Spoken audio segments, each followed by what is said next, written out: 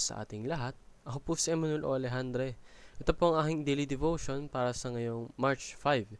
And for today, atin pong itutuloy ang ating special series. And this will be our 9th episode sa Paano Lumalim sa Biblia. And today, we are going to be talking about the Messianic Covenant. This is also known or called as the New Covenant, for it is the transition of the covenants, no? Kumbaga, dito na pumapasok yung New Testament. Therefore, meron ding New Covenant.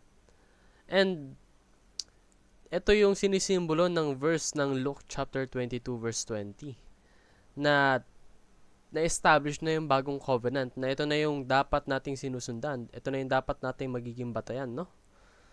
Because the New Covenant is different from the Old Covenant, of course. Mainly, yung napansin kong difference dun is, sa Old Covenant, nakasulat yung mga kasunduan na yon sa stone. Kumbaga, yun yung way of communicating, no? Sa Old Covenant. But in the New Testament and the New Covenant,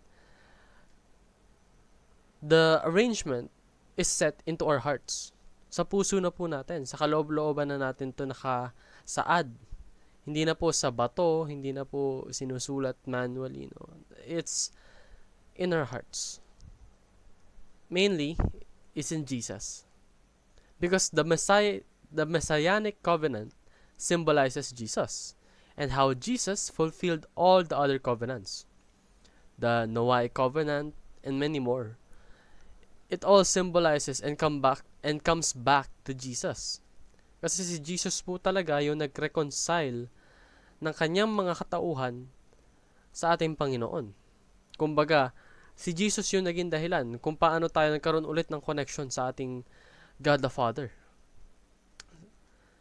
Jesus Christ has done everything. His work and the will of God and every single task given to him by God, he has done it successfully. Therefore, he has expanded the people of the covenant.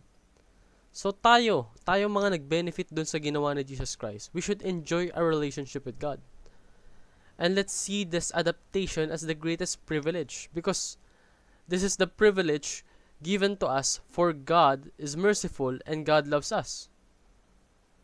So pause and meditate on God's faithfulness towards all of us and be grateful. Yan naman po ang aking daily devotion. Maraming salamat sa pakikinig.